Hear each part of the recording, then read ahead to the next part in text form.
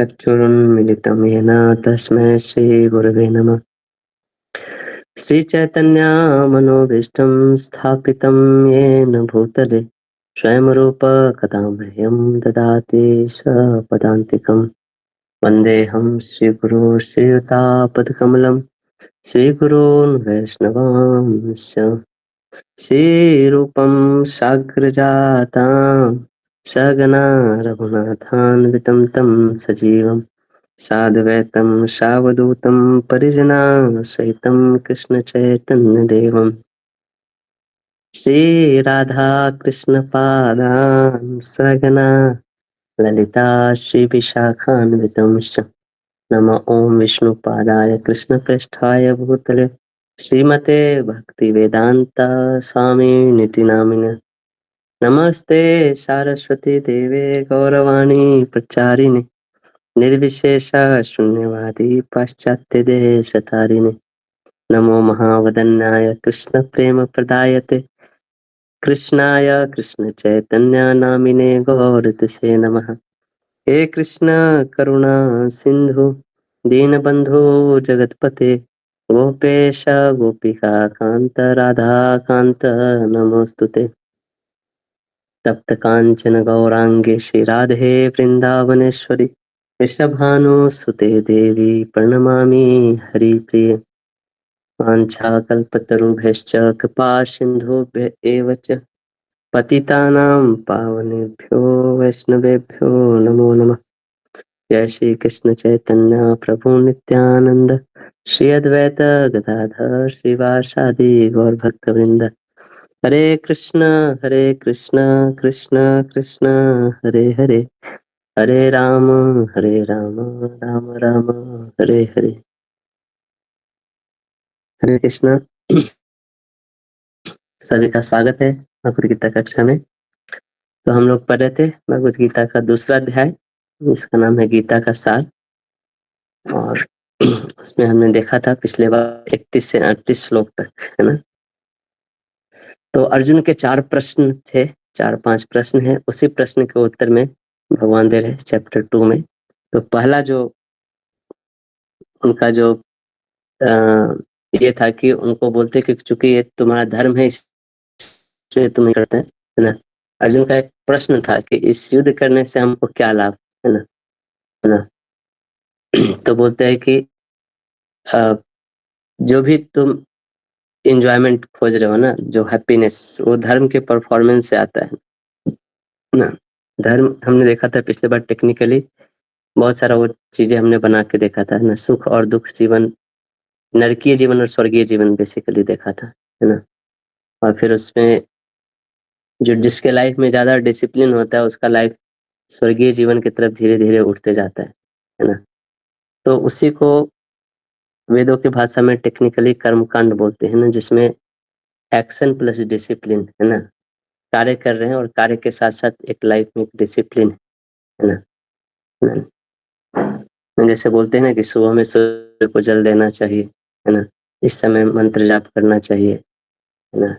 रात में शाम को दिया जलाना चाहिए, तुलसी की प्रदक्षिणा करना चाहिए। तो ये सारी जो चीजें हैं वो एक लाइफ में एक रूटीन लेके आता है, डिसिप्लिन लेके आता है ना?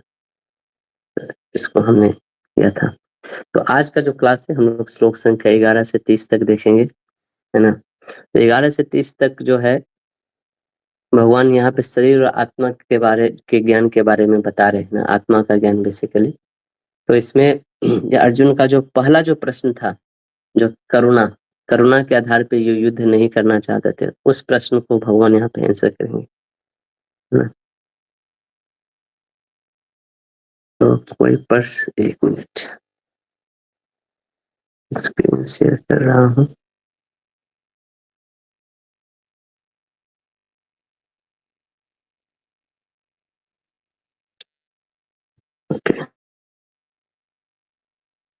कोई पढ़ सकते हैं?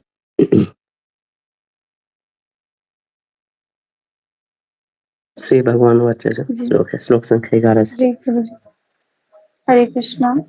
श्री भगवान ने कहा, तुम पांडित्यपूर्ण वचन कहते हुए उनके लिए शोक कर रहे हो जो शोक करने योग्य नहीं है। जो विद्वान होते हैं वे न तो जीवित के लिए न ही मृत के लिए शोक करते हैं।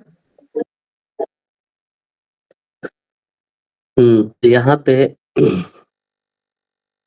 अच्छा, यहाँ चालू करने के पहले एक चीज, तो कंपैशन जो होता है ना, जो दया जो हम लोग बोलते हैं, दया शरीर के लिए नहीं होता है। दया किसके लिए होता है? आत्मा के लिए होता है। करुणा जो होती है ना, वो आत्मा के लिए होती है, शरीर के लिए नहीं, है ना। तो चलिए, मान लीजिए आप लोग इनका नाम सुने, अजमल कसाब, है ना। तो कैमरा ऑन के लिए यहाँ पे ऑन कर सकते हैं तो अच्छा है, समझ में आता है कितने लोगों को समझ में आ रहा है कि नहीं आ रहा है।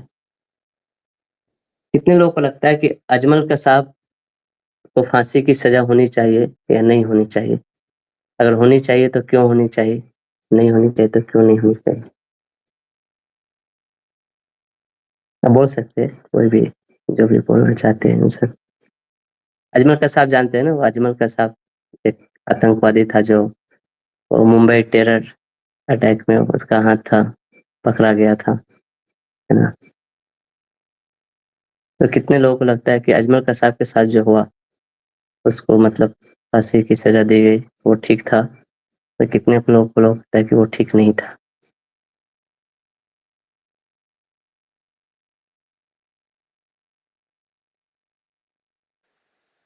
प्रभु जी जानते नहीं हैं।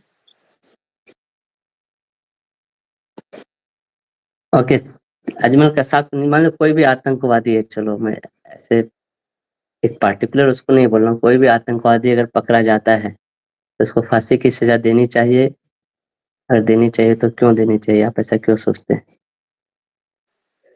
क्योंकि प्रभु जी वो आतताई में आ सकते हैं ना, वो आतताई की श्रेणी में आ सकते हैं, तो ऐसे लोगों को तो उनका वध कर देने में कोई प्रॉब्लम नहीं होनी चाहिए। ठीक है, ये भी एक सही आंसर है। और कोई? और प्रभु जी जैसे कि अगर कोई इंसान जो है वो मतलब अगर वो एक गलत कर्म कर रहा है तो इसका मतलब वो अपनी बॉडी का सही तरीके से इस्तेमाल नहीं कर रहा है। उसको ह्यूमन बॉडी मिली है सेल्फ रियलाइजेशन की, लेकिन वो इस ह्यूमन बॉडी को हैंडल नहीं कर रहा है अच्छे से। तो मतलब जैसा आपने बताया था कि पहले भी अगर लोगों को मार दिया जाता था, उनको मृत्युदंड दिया जाता था, क्योंकि उनको जो उन्होंने गलत कर्म किया है तो वो उस चीज़ का फल उनको इसी में मतलब उनका उसको रिजल्ट है, जिससे कि उसको फिर मतलब जन्म मिले तो उसमें उसको उतना उसका रिएक्शन जो उसको फिर उतना ना मिले, तो इस तरीके से मतलब मिला भी सही। यस, सही आंसर है। तो इसके बहुत सारे आंसर हो सकते हैं, है ना। इस क्वेश्चन के बहुत सारे आंसर हो सकते हैं। आप लोग मतलब उतना इंटरेक्टिव नहीं हो। जनरली मैं देखता कि कोई आंसर जवाब नहीं देते हैं, तो कोई बात नहीं। एक क्लास में हमने पूछा था तो बहुत लोग बहुत तरह के आंसर इसमें बताए थे, है ना। कोई बोला था कि इसलिए होना चाहिए क्योंकि वो पाकिस्तान का है, ये भी एक सही आंसर है, क्योंकि पाकिस्तानी लोग बहुत उपद्रव पैदा करते हैं। कोई इसलिए बोल सकता है कि हाँ वो इतने लोगों को मार दिया तो टिट फॉर टैट होना चाहिए उसके साथ, है ना, है ना। कोई बोल सकता है इसलिए उसको मारना चाहिए था कि उसने बहुत बड़ा नुकसान किया देश का, है ना, है ना। कोई ये भी बोला कि नहीं उसको छोड़ देना चाहिए, उसने किया तो क्या किया, हमें तो छोड़ देना चाहिए। हम भी अगर उसको मारने जाएंगे, युद्ध करने जाएंगे तो फिर वो और भी एग्रेशन में आएगा, फिर वो दूसरा आतंकवादी भेजेगा, है ना। तो बहुत सारे आंसर हो सकते हैं, है ना।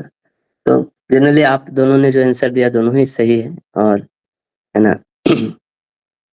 तो लेकिन जो टॉप टॉप मोस्ट लेवल का जो उत्तर ये है ना, वो ये होता है कि जो आत्मा को विषय में कंसर्न, है ना, है ना। जैसे कोई एक जीवात्मा है, उसको एक एक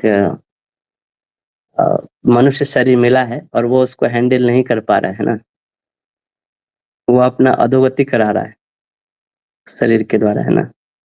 सपोज करिए कोई 5वां क्लास का बच्चा है, उसको एक ना उसको एक रॉयल इनफील्ड दे दिया जाए, है ना।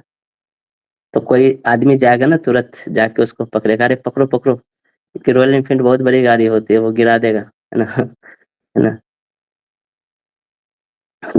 तो गिरा देगा तो क्या होगा, उसी को प्रॉब्लम होगा, है ना। उसी तरह अपनी आत्मा का अधोगति ना करो। तुमको ये मनुष्य शरीर मिला है, तुम इसको हैंडल नहीं कर पा रहे हो। इस शरीर का यूज़ करके तुम बहुत ही ज़्यादा पाप कर्म कर पा रहे हो, है ना? तो एटलीस्ट उस अधोगति से बचने के लिए वो मृत्युदंड दिया जाता था, है ना? उसको मार देना ही सही होता है ना? तो ऐसा है। तो यहाँ पे जो हमने श्लोक पढ़ा है ना, इसमें ये बोल रहे हैं कि जो विद्वान होते हैं वे ना तो जीवित के लिए और ना ही मृत के लिए शोक करते हैं, है ना? तो विद्वान किसको बोलते हैं? विद्वान वो व्यक्ति है ना, कि जो ये जानता है कि शरीर क्या है और आत्मा क्या है ना? ना? जीवित क्या है और मरा हुआ क्या चीज़ है ना? और वो शरीर के किसी भी अवस्था के लिए वो शोक नहीं करता है ना? तो यहाँ पे याद करिए भगवान ने आंसर देना चालू किया है, इसमें से एक शोक शब्द बहुत यूज़ किया है भगवान, है ना? शोक नहीं करता उसके लिए। देखोगे आप कैसे करेंगे, है ना? सो ये जो आने वाले जो वर्सेस है यहाँ पे, है ना, ये सब आप बहुत बार ये सब मरघट पे और शमशान घाट ये सब पे जाओगे तो ये सब श्लोक बहुत लिखे हुए मिलते हैं, और या फिर मूवीज वूवीज में आपने सुना होगा ये सब श्लोक गीता के फेमस है। देखिए अगला श्लोक पढ़िए 12 नंबर। ऐसा कभी नहीं हुआ कि मैं न रहा हूँ या तुम न रहे हो, अवश्य अथवा ये समस्त राजा न रहे हो, और न ऐसा है कि भविष्य में हम लोग नहीं रहेंगे। हाँ तो यहाँ पे बता रहे, तो तुम जो हो ना धर्म के लिए युद्ध करो, और तुम्हारे जो ये दादाजी है ना वो अधर्म के लिए युद्ध कर रहे हैं, तो इसलिए उनकी अधोगति होने से बचा लो, है ना? प्लीज उनके आत्मा के लिए करुणा करो, ऐसे करके बोल रहे भगवान, है ना? है ना? तो ये करके भी तुम क्या करोगे? धर्म के रास्ते पे चलोगे, है ना? एंड उनको दूसरा क्या होगा कि उनको अधर्म के रास्ते पे चलने से बचा लोगे, है ना? है ना? तो कभी-कभी ऐसा हो सकता है ना कि कि जो तुम, हो सकता है तुम जो करुणा दिखा रहे हो उनको, है ना, वो पॉसिबल हो सकता है कि वो करुणा से वो वो ऐसा अधर्म करने के बाद भी, है ना, उनको तुम माफ कर दो, है ना? वो हो सके वो जीत जाए, ऐसा भी हो सकता है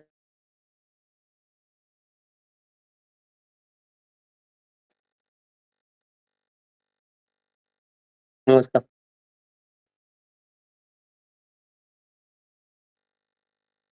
तो हो सकता है कि इस लाइफ मौज कर रहा है धर्म के प्रभु जी रास्ते पे चल आपकी के, लेकिन वॉइस ब्रेक हो रही है। कर्म का फल सो कभी ना कभी मिलता ही, है ना? तो इसलिए बोले कि उनके अधोगति होने से बचा लो। ओके, है ना? ठीक है, मैं कहीं पे सुनाई नहीं दिया तो मैं फिर से बता देता हूँ। क्योंकि थोड़ा नेटवर्क यहाँ कम ही रहता है ना? तो यहाँ पे बोल रहे हैं कि तुम धर्म के लिए युद्ध करो, तुम्हारे जो दादाजी हैं वो अधर्म के लिए युद्ध कर रहे हैं, है ना? और अधर्म के रास्ते पे चल के वो होगा क्या कि उनकी अधोगति हो जाएगी, है ना? है ना? वो पाप करेंगे और पाप का, और धीरे-धीरे उनकी चेतना फिर नीचे जाएगी, तो तुम उनके अधोगति होने से बचा लो। करुणा करना ही है तो करुणा उनके आत्मा के लिए करो, शरीर के लिए नहीं करो, है ना? ये भगवान बता रहे हैं यहाँ पे, ठीक है? ओके, अगला श्लोक। जिस प्रकार शरीरधारी आत्मा इस वर्तमान शरीर में बाल्यावस्था से तरुणावस्था में और फिर वृद्धावस्था में निरंतर अग्रसर होता रहता है, उसी प्रकार मृत्यु होने पर आत्मा दूसरे शरीर में चला जाता है। धीर व्यक्ति ऐसे परिवर्तन से, स्क्रीन चली गई।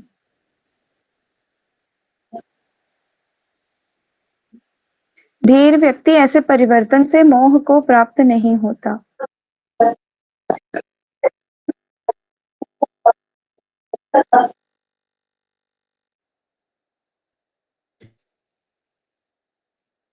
ओके, तो यहाँ पे बोल रहे हैं, ठीक है आगे पढ़िए, यहाँ पे कुछ नहीं, 14 नंबर। हे कुंती पुत्र, सुख तथा दुख का क्षणिक उदय तथा काल क्रम में उनका अंतर्धान होना सर्दी तथा गर्मी के ऋतुओं के आने जाने के समान है। हे भरतवंशी, वे इंद्रिय बोध से उत्पन्न होते हैं और मनुष्य को चाहिए कि अविचल भाव से उनको सहन करना सीखे।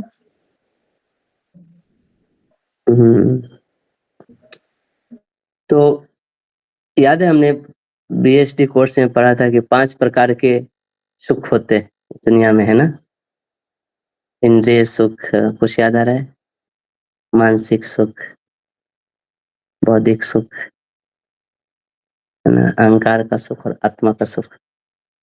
तो जो हाईएस्ट सुख होता है वो आत्मा का सुख होता है ना। मैं उसको अभी यहाँ पे उतना एक्सप्लेन नहीं कर रहा हूँ, लेकिन इंद्रिय सुख एक लाइन में बता देता हूँ। जो भी हमारे 5 इंद्रियां हैं उससे जो, जैसे कोई मिठाई खा के जो सुख लेता है ना, जीवा पे मिठाई जाती है तो सुख की अनुभूति होती है ना।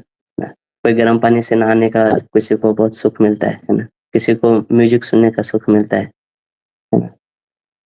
तो ये इंद्रियों का सुख होता है जो बहुत क्षणिक होता है। इससे ऊपर का सुख होता है मानसिक सुख। मानसिक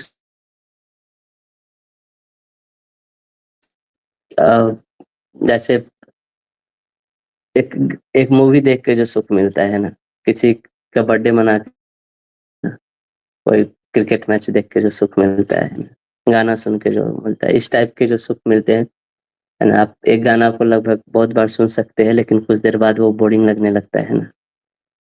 तो ये थोड़ा लंबा टाइम होता है। जैसे आप गुलाब जामुन खाते हो तो 2-3 सेकंड का सुख मिलता है जब तक जीवा पे रहती है, लेकिन एक मूवी का सुख हो सकता है 3-4 घंटे तक चलते, है ना। या उसके बाद भी, मूवी के देखने के बाद भी लोग उस पर थोड़ा सोचते रहते हैं, फ्लैशबैक करते रहते हैं ना।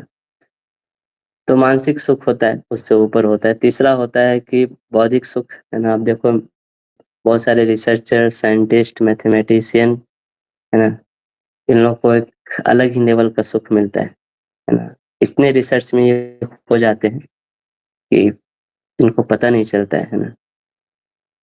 एक मूवी आप देखोगे, a beautiful mind, Hollywood movie है, उसमें एक मैथमेटिशियन की कहानी बताई गई है। अब देखो वो इतने रिसर्च में घुस जाता है, उसको ये दुनिया में क्या हो रही है उसको पता ही नहीं चलता है है ना। तो ये है बौद्धिक सुख, है ना। फिर उसके ऊपर होता है अहंकार का सुख, है ना। अहंकार का सुख मतलब हम अपने आप को जिन चीजों से आइडेंटिफाई करते हैं, है ना। है ना, कोई आदमी इंडिया से बहुत आइडेंटिफाई करता है तो इंडिया युद्ध जीत जाता है तो उसको सुख मिलता है। इंडिया हार जाता है तो फिर उसको दुख होता है ना। ये एक अहंकार का सुख है ना। कोई ब्राह्मण है तो बहुत गर्व से बोलता है मैं ब्राह्मण हूँ। कोई आईआईटीएन है तो आईआईटी बोलने में बहुत गर्व होता है। ये अहंकार का सुख उसको मिलता है ना। तो और उससे ऊपर होता है आत्मा का सुख, है ना, जो आत्मा के लेवल पे स्थित होता है ना। वो एकदम परमानेंट होता है ना। कोई भी नीचे वाले सुख को छोड़ने के लिए, मतलब ऊपर वाला सुख पाने के लिए वो नीचे वाला सुख छोड़ना पड़ता है ना। ओके, यहाँ पे आप तात्पर्य पढ़ो तो बहुत अच्छा इसका तात्पर्य है। कर्तव्य निर्वाह करते हुए मनुष्य को सुख तथा दुख के क्षणिक आने जाने को सहन करने का अभ्यास करना चाहिए। वैदिक आदेशानुसार मनुष्य को माघ, जनवरी, फरवरी के मास में भी प्रातः काल स्नान करना चाहिए। उस समय अत्यधिक ठंड पड़ती है, किंतु जो धार्मिक नियमों का पालन करने वाला है वह स्नान करने में तनिक भी झिझकता नहीं। इसी प्रकार एक गृहिणी भीषण से भीषण गर्मी की ऋतु में मई जून के महीनों में भोजन पकाने से हिचकती नहीं।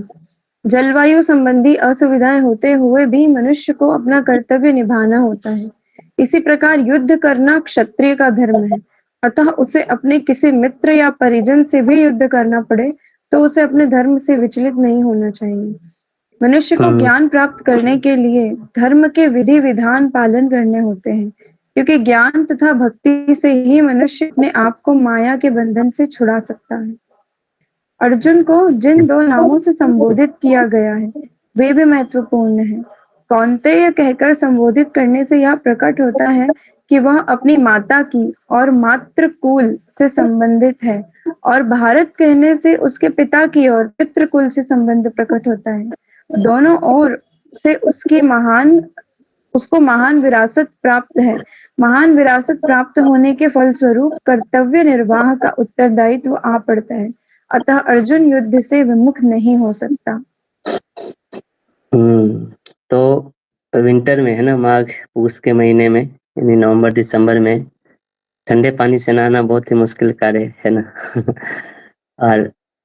और गर्मी के महीने में कुकिंग करना बहुत ही मुश्किल कार्य। प्रभुपाद ये 2 चीज लिख रहे हैं यहाँ पे, है ना, लेकिन वो लोग करते हैं क्योंकि वो उनका धर्म है ना। तो यहाँ पे जैसे यहाँ से लेकर अभी तक जो जहाँ पे भी कर्तव्य निर्वाह आएगा ना, या कर्तव्य का बात मतलब कर्तव्य निर्वाह का मतलब धर्म से है ना। और जहाँ पर भी अच्छा ये हिंदी वाला है ना, तो कर्तव्य निर्वाह का मतलब समझिएगा धर्म बताया जा रहा है ना। तो प्रश्न उठता है कि लोगों को ये चीज क्यों करना चाहिए। इतने इनकन्वीनियंसेस होने के बावजूद भी, कष्ट होने के बाद भी लोग ये काम करते हैं ना, क्योंकि ये उनका धर्म है, इसीलिए करना चाहिए, है ना। क्योंकि जब हम धर्म अपना करते हैं, अपना कर्तव्य निर्वाह करते हैं ना, तब हमें ज्ञान की प्राप्ति होती है ना, है ना। जैसे कोई क्षत्रिय है, वो अपना धर्म निभाएगा तो उसे ज्ञान की प्राप्ति होगी, है ना। तो धर्म के निर्वाह करते समय है ना, तो हो सकता है कि कभी हमें अपने रिश्तेदारों से भी लड़ना पड़े, है ना। लेकिन हमें अच्छा लगे या ना लगे, है ना, इस सुख और दुख, है ना, इन सब चीज से ऊपर उठना चाहिए। जो चारों टाइप का सुख है उससे ऊपर उठना चाहिए और धर्म में स्थित होना चाहिए, है ना। धर्म का पालन करके तभी ज्ञान की तरफ वो ले जाएगा। और ज्ञान क्या है? हम ये शरीर नहीं, आत्मा है ना। आगे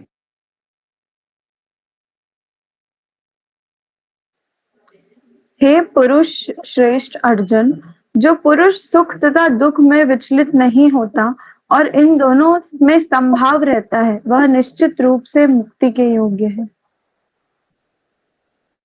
हाँ, तो जो भी हम सुख या दुख इस संसार में, है ना,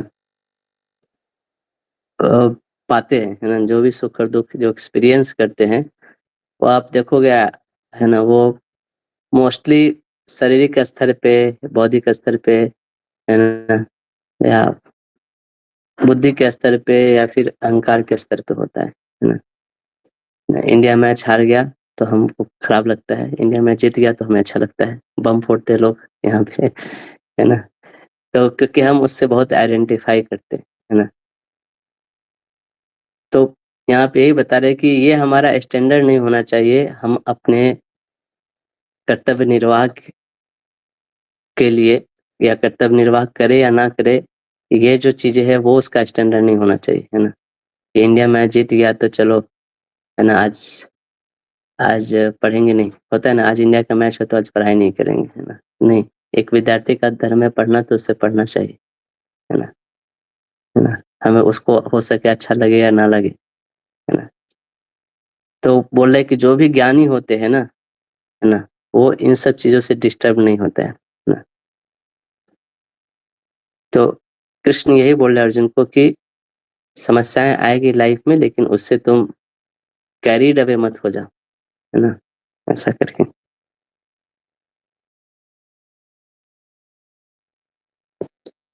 आगे तत्वदर्शियों ने यह निष्कर्ष निकाला है कि असत भौतिक शरीर का तो कोई चिरस्थायित्व ही नहीं है, किंतु सत आत्मा अपरिवर्तित रहता है। उन्होंने इन दोनों की प्रकृति के अध्ययन द्वारा यह निष्कर्ष निकाला है। तो जो चीज जैसा है उसको वैसा देखना, है ना। किसी चीज का अगर इंडोरेंस नहीं है ना, चिर अस्थायित्व मतलब इंडोरेंस नहीं है ना, तो वो क्या है? वो रियल नहीं है ना। वो ऐसा अपीयर होता है रियल की तरह, है ना, लेकिन वो रियल नहीं। रियलिटी मीन्स इटर्निटी, है ना। कोई भी चीज जो एक्चुअल जो सत्य जो चीज है, वो उसी को बोलते हो जो इटर्निटी में रहता है ना। तो ये शरीर आप देखोगे जन्म लेता है, मर जाता है, तो ये शरीर क्या है? रियलिटी नहीं है ना। इस टाइप से बता रहे हैं। ठीक, आगे जो सारे शरीर में व्याप्त है उसे ही अविनाशी समझो। उस अव्यय आत्मा को नष्ट करने में कोई भी समर्थ नहीं है। हम्म, आगे। अविनाशी अप्रमेय तथा शाश्वत जीव के भौतिक शरीर का अंत अवश्यंभावी है। अतः हे भारतवंशी, युद्ध करो। हाँ, तो बोल रहे कि आत्मा को कोई मार नहीं सकता और शरीर को कोई बचा नहीं सकता, है ना। ये दो चीज बोल रहे बेसिकली। आगे। जो इस जीवात्मा को मरने वाला समझता है तथा जो इसे मरा हुआ समझता है, वे दोनों ही अज्ञानी हैं, क्योंकि आत्मा न तो मरता है और न मारा जाता है। तो आत्मा इतना छोटा है ना, इतना छोटा है कि उसको कोई भी भौतिक अस्त्र शस्त्र से मार नहीं सकते, है ना, है ना। ऐसा बोल रहे हैं। तो अब कोई यहाँ पे प्रश्न पूछता है ऐसा क्यों बोल रहे हैं मारने के लिए, है ना, क्योंकि अब इसका मतलब ये नहीं कि हम किसी को जाके जान मार दे, है ना, ऐसे लो आत्मा तो मरता नहीं है वैसे भी, है ना, ये नहीं बताया जा रहा। तो ऑथोरिटी होना चाहिए मारने के लिए, है ना। तो बिना ऑथोरिटी के आप मार रहे हैं तो फिर आपको उसका लगेगा, है ना। तो अर्जुन को क्यों मारे थे, क्योंकि अर्जुन जो था वो धर्म के अनुसार वो लड़ रहा था और अपने whimsically नहीं, उसको अच्छा नहीं लग रहा है, उससे दुश्मनी हो गई है तो उसको मार देते हैं, ऐसा नहीं ना, क्योंकि वो धर्म का निर्वाह करना है उसको, इसीलिए वो कर रहा है, वो धर्म के रास्ते पे चल के वो युद्ध कर रहा है ना। आगे। आत्मा के लिए किसी भी काल में न तो जन्म है न मृत्यु। वह न तो कभी जन्मा है, न जन्म लेता है और न जन्म लेगा। वह अजन्मा, नित्य, शाश्वत तथा पुरातन है। शरीर के मारे जाने पर वह मारा नहीं जाता है। तो यहाँ पे आत्मा के सत्य के बारे में बताया है कि आत्मा शाश्वत है, आत्मा के इस गुण को बताया जा रहा है यहाँ पे, है ना। आगे। हे पार्थ, जो व्यक्ति यह जानता है कि आत्मा अविनाशी, अजन्मा, शाश्वत तथा अव्यय है, वह भला किसी को कैसे मार सकता है या मरवा सकता है।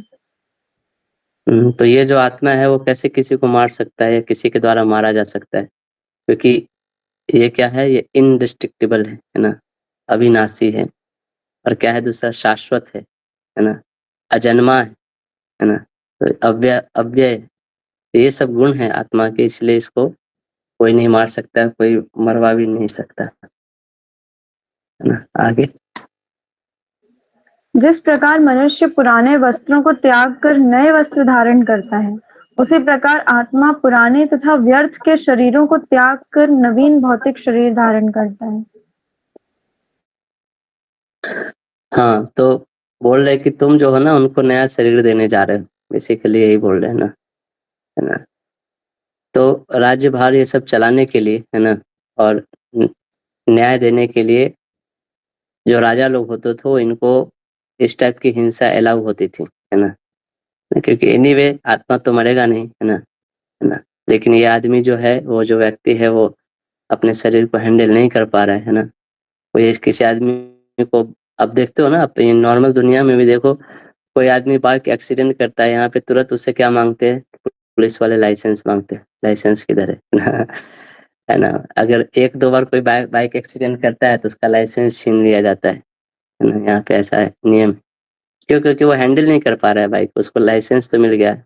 क्यों लाइसेंस ले लिया जाता है, क्योंकि वो चलाएगा तो क्या करेगा, एक्सीडेंट करेगा, दूसरे को भी प्रॉब्लम करेगा, है ना। उसको फिर क्या बोलते हैं, तुम बाईसाइकिल चलाओ, है ना, तो मोटरसाइकिल चलाने के लायक नहीं। तो वही चीज बता रहे, है ना। अगला। हम्म, यह आत्मा न तो कभी किसी शस्त्र द्वारा खंड खंड किया जा सकता है, न अग्नि द्वारा जलाया जा सकता है, न जल द्वारा भिगोया या वायु द्वारा सुखाया जा सकता है। हम्म,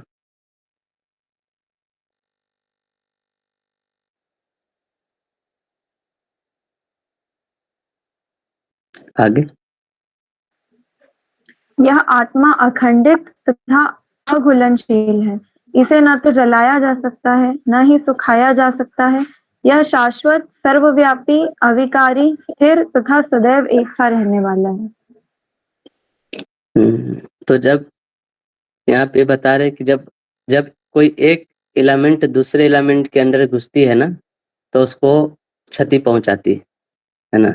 जैसे मान ले कोई लकड़ी है ना, लकड़ी के अंदर अगर पानी घुस गया तो लकड़ी सड़ने लगता है ना। या लकड़ी के अंदर फायर एलिमेंट घुस गया तो लकड़ी क्या होता है, जल जाता है। तो बोल रहे कि सोल इतना सूक्ष्म है कि उसके अंदर कोई दूसरा एलिमेंट घुस ही नहीं सकता है ना। वो अघुलनशील है, अखंडित है ना, न इसको जलाया जा सकता है, ना सुखाया जा सकता है ना। आगे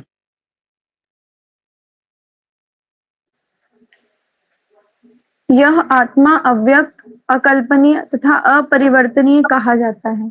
यह जानकर तुम्हें शरीर के लिए शोक नहीं करना चाहिए। आप देखोगे, आप जो याद है शुरू चालू किया था कि शोक नहीं करते, और यहाँ पे देखो जो एंडिंग कर रहे हैं 25 से 30 वर्ष तक, आप देखोगे हर वर्ष के एंड में भगवान बोलेंगे शोक नहीं करना चाहिए, शोक नहीं करना चाहिए, शोक नहीं करना चाहिए, है ना। तो अर्जुन लैमेंट कर रहा था, शोक होता है ना, कोई मर जाता है, कोई चला जाता है ना। तो अर्जुन वो भी सोचा है कि यार ये तो चले जाएंगे ना। तो वही भगवान बोल रहे वो चले भी जाएंगे तो तुमको शोक नहीं करना चाहिए, है ना। आगे पढ़िए। किंतु यदि तुम यह सोचते हो कि आत्मा अथवा जीवन का लक्षण सदा जन्म लेता है तथा सदा मरता है, तो भी हे महाबाहु, तुम्हारे शोक करने का कोई कारण नहीं है। हम्म तो एक एक यहाँ पे ये भगवान दे रहे कि चलो तुम ये भी सोच लो कि चलो आत्मा जन्म लेता है और मरता है। एक होता है ना कि सामने वाला चीजें भी मान लेते हैं, चलो चलो तुम जो सोच रहे वही मान के, तो उसमें भी क्या है कि चलो बार बार जन्म लेते हैं मरते हैं, तो भी क्यों शोक करने का, है ना। देखिए वो खत्म हो गया तो खत्म हो गया, तो वैसे भी वो खत्म होना है, ऐसा करके बोल रहे हैं। 27।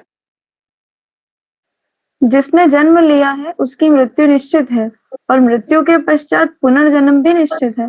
अतः अपने अपरिहार्य कर्तव्य पालन में तुम्हें शोक नहीं करना चाहिए।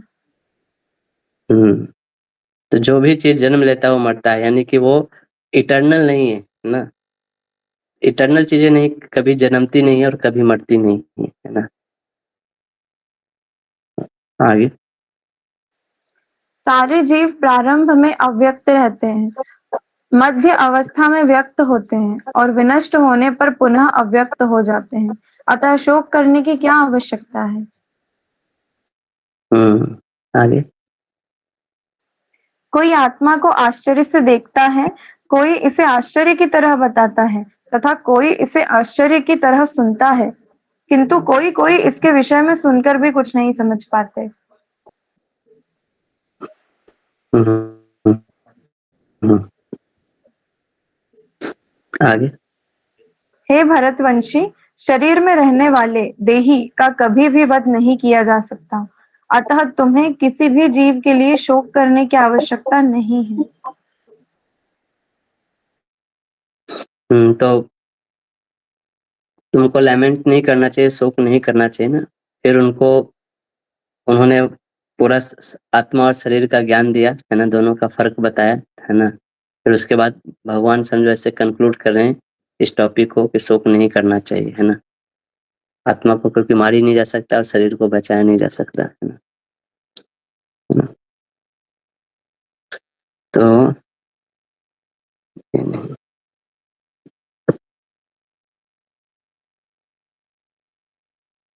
इसमें कैसे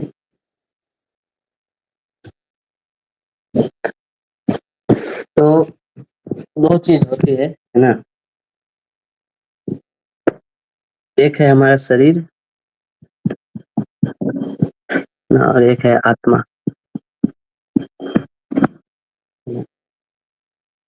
तो जो शरीर है वो क्या है, टेम्पोररी रियलिटी। टेम्पोररी रियलिटी मतलब अशाश्वत, है ना। इंग्लिश में लिखते हैं, इंग्लिश ज्यादा समझ में आता होगा लोगों को, है ना। टेम्पोररी रियलिटी और आत्मा क्या है? इटर्नल रियलिटी, है ना? तो ये शरीर क्या रहता है, कुछ समय के लिए जन्मता है, फिर कुछ समय के लिए टिकता है, फिर खत्म हो जाता है ना। कोई शरीर 100 साल तक टिकता है, कोई शरीर 80 साल में एक्सपायर हो जाता है, कोई 60 साल में एक्सपायर होता है, कोई 20 साल में भी एक्सपायर हो जाता है ना। तो तो जो बुद्धिमान व्यक्ति है ना, बोल रहे हैं कि बुद्धिमान व्यक्ति के लिए क्या क्या मैटर करना चाहिए, है ना? तो वो जो इटर्नल चीज है ना, वो ज्यादा मैटर करना चाहिए ना। आप देखोगे लोग कभी कभी इतना कंसर्न है अपने हेयर स्टाइल को लेके, हेयर कट को लेके, है ना? 5-5 हजार रुपया देते हेयर कट करने के लिए, ऐसे भी लोग को मैंने देखा है ना? क्यों कंसर्न है? वो अपने शरीर से बहुत कंसर्न रहते हैं। लेकिन आप देखोगे हिमालयन पे बैठा हुआ कोई योगी है, उसका पूरा बाल एकदम जट्टा की तरह हुआ रहता है, इसलिए मैटर करता है। वो हार्डली कभी क्रीम लगाता हो या कुछ ऐसा चीज करता हो। क्यों? क्योंकि वो ये जो टेम्पोररी मैटर है ना, वो इमोशनली इन्वॉल्व रहता है ना। उसको पता है कि एनीवे ये हमेशा चेंज होते रहेगा, एक फॉर्म से दूसरे फॉर्म, है ना? तो हम लोग भी सुने हुए ना ये चीज कि हम शरीर नहीं आत्मा है ना, बट हम लोग इस चीज को रियलाइज नहीं किए। रियलाइज करना मतलब उस ज्ञान के द्वारा, उस स्टैंडर्ड के द्वारा अपना जीवन जीना, है ना? कभी कभी हम लोग रह भी लेते, लेकिन एक मिनट के लिए अपने आप को उस स्टेज पे ले आते, लेकिन फिर इमोशनली ड्रैग डाउन हो जाते, शरीर के स्तर पे फिर से आ जाते हैं। नहीं तो कोई हमें मतलब कुछ खराब शब्द अपशब्द बोल दे, है ना, कोई हमारे ऊपर कमेंट पास कर दे, कोई जजमेंट कर दे कि तुम ऐसे ही हो, और कोई हमें गलत समझे, हमारे लिए बहुत मैटर करता है ना ये सब चीजें। कोई हमें लाइक नहीं करे, कोई हमें मेरे बारे में किसी को बोल दे, है ना। क्यों? क्योंकि हम लोग अपने आप को शरीर से बहुत आइडेंटिफाई करते हैं, और शारीरिक जो भी रिलेशनशिप है ना, उन सब चीजों से बहुत आइडेंटिफाई करते हैं, जो क्या है, एकदम इल्यूजनरी है ना। क्या बोल सकते हैं, ये एकदम एक ड्रीम की तरह है, सपने की तरह, एक दिन खत्म हो जाएगा शरीर के साथ ही। तो बोलते हैं कि इसीलिए रियलिटी में आओ, है ना, इतने इल्यूजन में मत रहो, हमेशा चीजें आत्मा के पर्सपेक्टिव से सोचो, है ना। और इसीलिए आप देखोगे जितने भी वैदिक इंजंक्शंस बनाए गए, वैदिक नियम बनाए गए हैं, वो हमें सहायता करते हैं हमारी चेतना को शारीरिक स्तर से आत्मा के स्तर पे उठाने के लिए, जो कि बहुत ही स्लो एंड स्टडी प्रोसेस है। डिपेंड करता है हमारे रियलाइजेशन के ऊपर, हम उसको किस तरह, कितना स्लो ले रहे, कितना फास्ट ले रहे,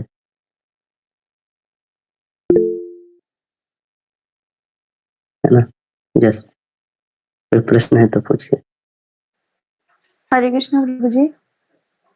प्रभु जी, मेरा एक क्वेश्चन ये है, जैसे कि भगवान ने हमें इस चीज को लेकर के बताया है कि हमें टेम्पररी चीजों को ना देखते हुए इटर्नल पे ध्यान देना चाहिए। क्या प्रभु जी हम इस चीज में जो हम डिसीजंस लेते हैं उस पर भी इम्प्लाई करते हैं ना कि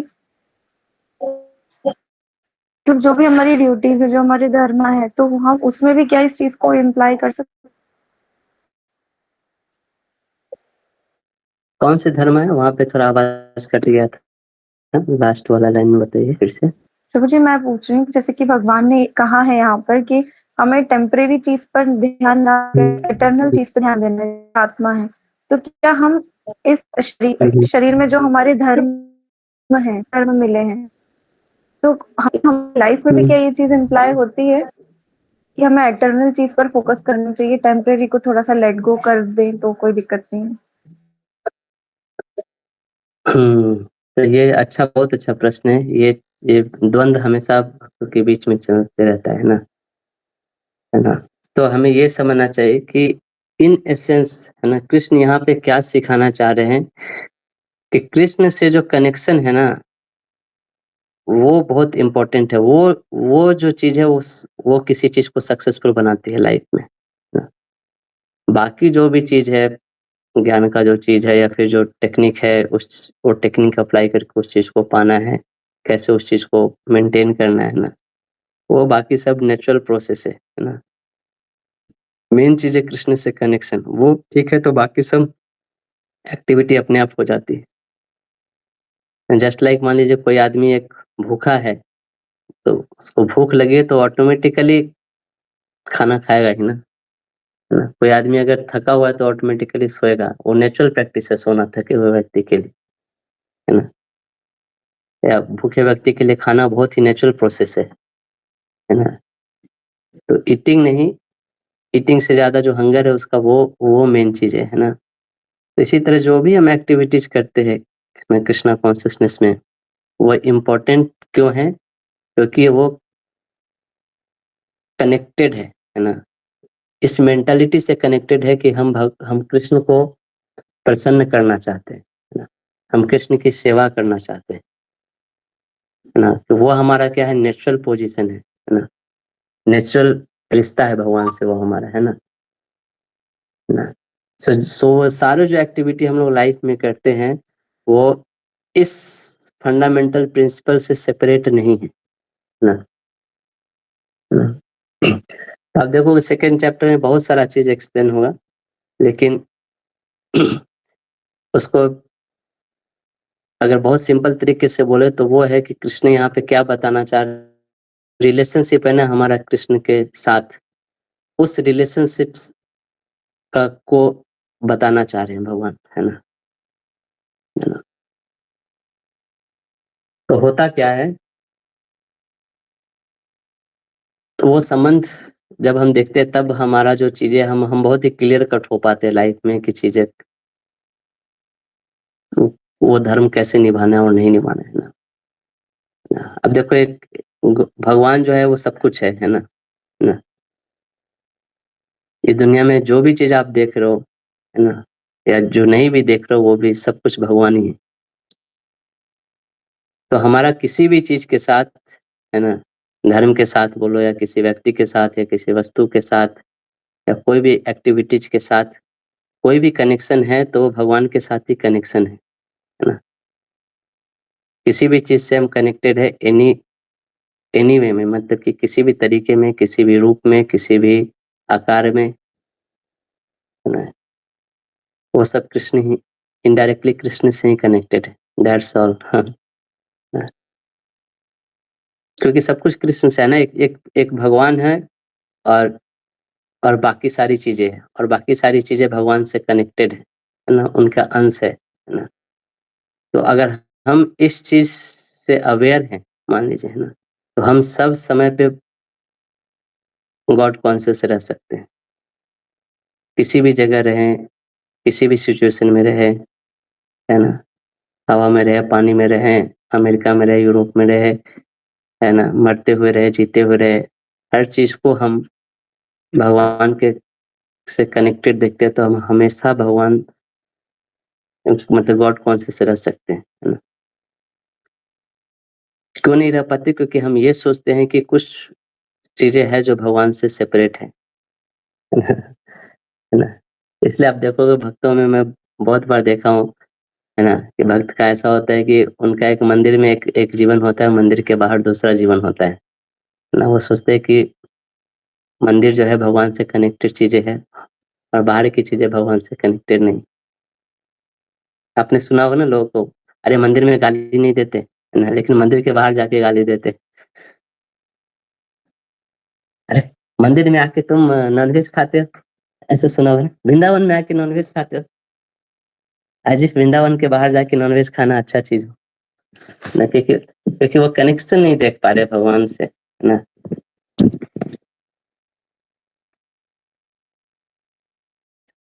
सपोज करिए, मान लीजिए आप किसी ना, आप अक्षिता माता जी के घर गए, सपोज के कोई एकदम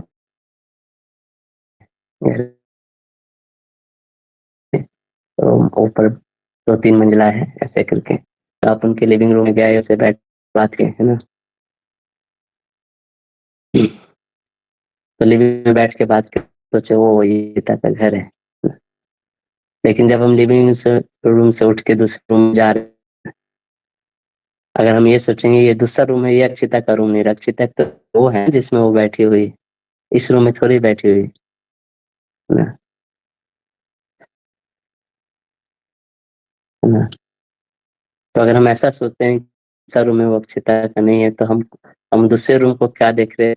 अक्षिता से सेपरेट देख रहे हैं। तो इसको बोलते हैं इल्यूजन, है ना? तो इल्यूजन क्या है कि कोई सी भी चीज को भगवान से सेपरेट देखना। तो एक भगवान है और एक भगवान का है ना? ना? और जो भगवान का जो चीजें है भगवान से सेपरेट देखते उसके इल्यूजन। तो इसका मतलब किसी भी समय में, किसी भी जगह पे, किसी भी सिचुएशन में हम लोग किसी भी चीज के साथ डीलिंग कर रहे हैं, है ना, हम गॉड कॉन्शियस हो सकते हैं। तो हमें ये देखना है कि हम जो डीलिंग कर रहे हैं, जो एक्टिंग कर रहे हैं ना, जो बर्ताव कर रहे हैं, जो व्यवहार है वो भगवान के रिलेशनशिप में है कि नहीं।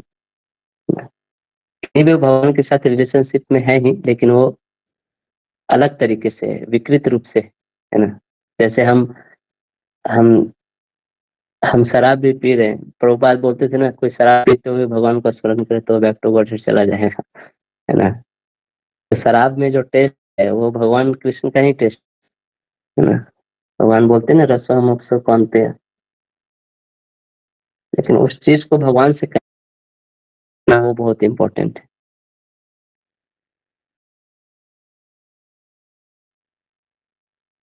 तो फिर आप कार में बैठ के कहीं भी जाओ, सुपरमार्केट जाओ, मंदिर जाओ, या किसी पर्वत वादियों में घूमने जाओ, या फिर पहाड़ों पे ट्रेकिंग करने जाओ, सब कुछ कृष्ण है, सारे एलिमेंट भगवान ही, है ना? तो यहाँ पे यही प्रिंसिपल यहाँ पे कृष्ण सामने ला रहे हैं अर्जुन के, है ना? और यही प्रिंसिपल बहुत अलग अलग तरीकों से लाया जाएगा। तो चीज तो एसेंशियल पॉइंट क्या है कि इस चीज को समझने ना हमें गुरु करना। चीजें तो सब कोई करते हैं, वो सारी एक्टिविटी हम भक्ति में बात करते हैं, लेकिन वो जो पर्सपेक्टिव होता है वो का वो गुरु से मिलता है, ये जो लिंकिंग प्रोसेस है। तो यहाँ पे जो अहिंसा की बातें कर रहे थे ना अर्जुन, कॉम्पैशन की, दया की, करुणा की, तो वो वैदिक कल्चर का पार्ट है।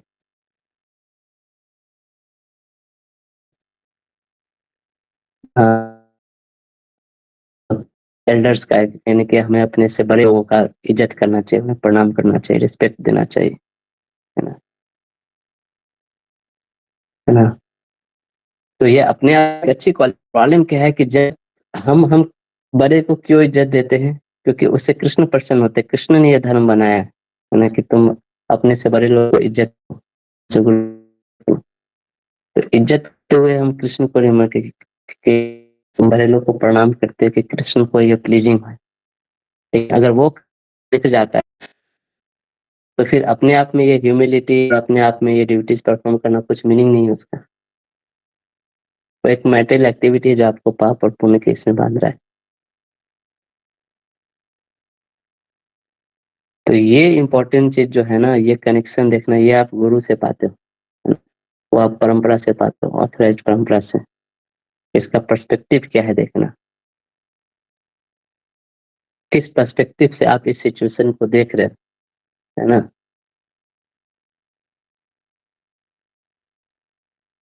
तो यहाँ पे जो केस हो रहा है ना अर्जुन के साथ, अर्जुन भी कृष्ण की तरफ टर्न होते हैं, कृष्ण को गुरु है ना, एंड कृष्ण उनको फिर डायरेक्ट दे रहे हैं, है ना? इस चीज को कैसे देखना है, हाउ, इस चीज को कैसे परसीव करना है। एक ही चीज को बहुत अलग अलग तरीके से, अलग अलग एंगल से परसीव कर सकते हैं ना, क्योंकि कृष्ण अनलिमिटेड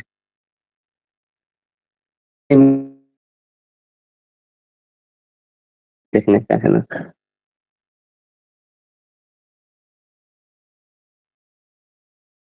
तो हम किस एंगल से देख रहे हैं वो बहुत इम्पोर्टेंट है। तो यहाँ कृष्ण क्या पॉइंट आउट करे कि तुम एक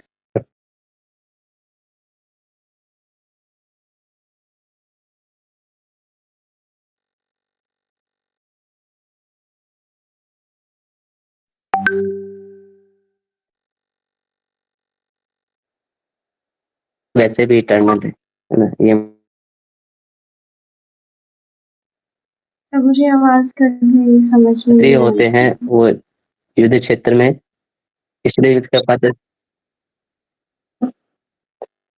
ओके, तो यहाँ पे जो भगवान जो पॉइंट आउट करते हैं उनके लिए मैं फिर से रिपीट कर रहा हूँ, पता नहीं आवाज अभी आ रही है कि नहीं ठीक से। तो ये बात भगवान रिपीट कर रहे हैं यहाँ पे कि तुम एक क्षत्रिय हो, तुम एक युद्ध भूमि में खड़े हो, है ना। तुम्हें अपने कर्तव्य निर्वाह में कोई शोक नहीं करना चाहिए कि कोई मरेगा कि कौन जिंदा रहेगा, है ना। क्योंकि जो असत है वो वैसे भी मरेगा शरीर, और जो सत्य है जो इटर्नल है उसको कोई मार ही नहीं सकता, है ना।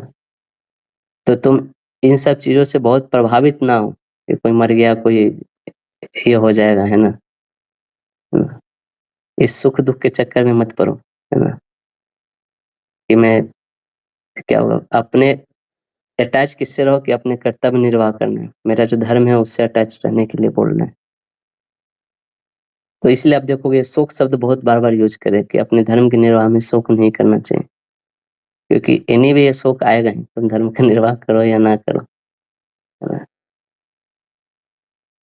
ना।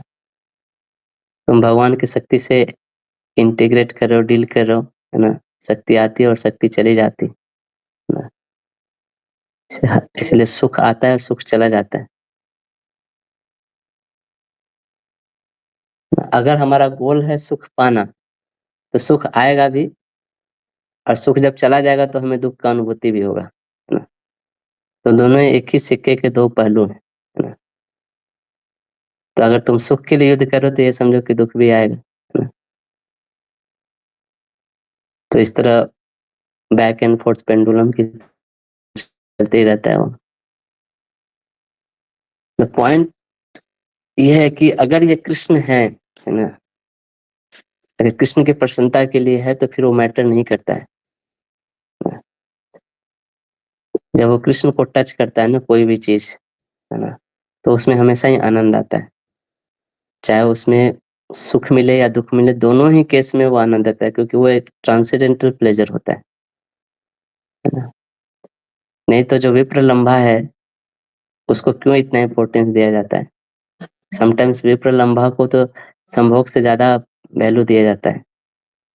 विप्र लंबा में सिर्फ रोना धोना होता है और यही सब चीजें होती है, लेकिन विप्र लंबा भी बहुत हाईएस्ट प्लेजर माना जाता है, क्योंकि वो कृष्ण से कनेक्टेड है।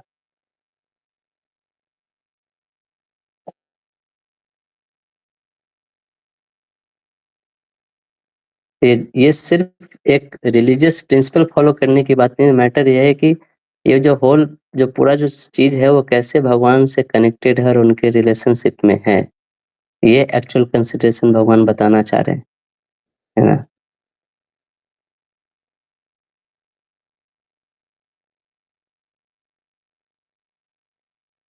तो हम लोग से रिलेटिव्स को अप्रिशिएट करते हैं, है ना, लेकिन जो टेस्ट हमें मिल रहा है वो रिलेटिव्स से नहीं मिल रहा है, वो कृष्ण से मिल रहा है। जो भी डीलिंग्स हम रिलेटिव से कर रहे हैं उस डीलिंग के पीछे हम कृष्ण को देख पा रहे हैं कि नहीं।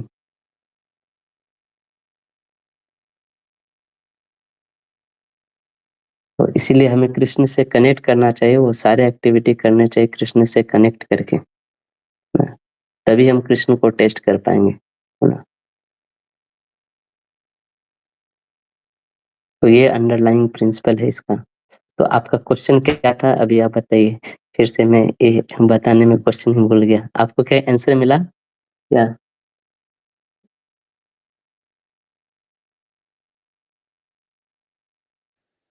माता जी लेफ्ट हो गई शक्ति जी। ओके ओके ठीक है। तो यही और किसी का कोई प्रश्न है? नहीं तो एंड करेंगे क्योंकि टाइम से ज़्यादा ही हो गया है। हरे कृष्णा प्रभु जी, एक क्वेश्चन था पर फिर हम कल ले सकते हैं अगर टाइम हो गया है तो। हाँ, ठीक है, क्योंकि टाइम से ज़्यादा ही हो गया है ना? कल ले लेंगे क्वेश्चन, है ना? कल याद दिला दीजिएगा, ठीक है? जी प्रभु जी।